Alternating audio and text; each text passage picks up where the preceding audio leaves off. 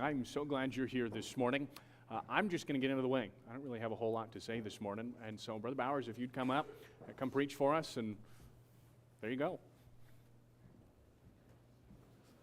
All right. Well, good morning, everyone. I hope you're doing well. If you would, turn in your Bibles to Daniel chapter 3. Daniel chapter number 3. And a lot to say that I'm excited to be here. I'm thankful that Pastor Handy allowed my wife and I and our group to come. We're with the Pastors Northwest, and I'm sure we'll speak more about that later. A little bit about myself. I'm from South Carolina, grew up there, and my wife's from Northern Ohio. So we just moved out to Montana back in August. So, you know, coming out here, used to the heat, used to the humidity. I think people took a little pity on me. They're like, oh man, you know, it's going to be a harsh winter. You need to wear some jackets. Thankfully, it's been really mild, so it hasn't been too bad. And then, of course, my wife is used to the snow, but I've never seen so much snow in my life, and that was the mild winter. So I'm not looking forward to a normal winter, but I am thankful to be here. And I graduated from Crown, and now I'm working with these students out here at the Passage. But my goal this morning, I want to glorify Christ. I want to exalt His name. And secondly, I want to be an encouragement to you all. And I think God has something for us in His Word. And I'm excited to be here with you on your missions conference. I'm expecting God to work this week. I'm thankful that as Christians, we have a God that still works. And I'm thankful to be able to preach for Him this morning. Here we are in Daniel chapter number 3. And I want us to look here in verse number 1. And I kind of think it's interesting of what we're talking about in Sunday school this morning about Babylon and Shadrach, Meshach, and Abednego. That's where what we're going to talk about a little bit this morning. But here in Daniel chapter 3, verse number 1, it says, Nebuchadnezzar the king made an image of gold, whose height was 60 cubits, and the breadth thereof 6 cubits.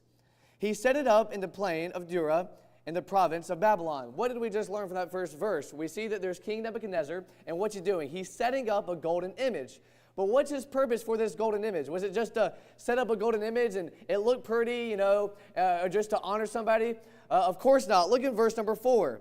There was a reason for this golden image. It says here in verse 4, Then an herald cried aloud, To you it is commanded, O people, nations, and languages. Verse 5, That at what time ye hear the sound of the cornet, the flute, harp, sackbut, psaltery, dulcimer, and all kinds of music, here's the purpose of it, ye fall down and worship the golden image that Nebuchadnezzar the king has set up. So here's King Nebuchadnezzar. He has this golden image set up, and he has his messenger to tell all the people, hey, you are to fall down and worship this. And maybe you're thinking, like, well, we know that's terrible, but if you have a problem, just don't bow down. Well, it wasn't that simple. You couldn't just do that, at least not without consequences, because look at verse 6. What was going to happen to those that did not fall down and worship this image? It says, And whoso falleth not down and worshipeth shall the same hour be cast into the midst of a burning fiery furnace. So if they didn't bow down to this image, they were going to be executed. Now, I want us to make note here that Nebuchadnezzar, who I believe can be a picture of the world here, he's promoting idolatry. He's promoting sin and wickedness. And here, I believe we see one of the key differences between God and the world. We always talk about how different God and the world is, right? God is at enmity with the world. Here's one of the differences. God will condemn you for doing what's wrong. The world will condemn you for doing what's right. Whatever God looks at and says good, the world's going to look at it and say, that's evil. Whatever God says that's evil, the world's going to look at it and say, it's good. The world will love what he hates and hate what he loves, very simply. And if you and I are going to live in a world as a follower of God, as a Christian, we're going to have to be willing to stand. We're going to have to be willing to stand even in a fallen generation. And so what we're going to see this morning is a group of men, as we know, Shadrach, Meshach, and Abednego. We're going to see them stand for what's right in a fallen generation. They're going to stand when no one else does. They're going to stand when it inconveniences them. And guess what? Why are they going to do it? They're going to do it all for the glory of God.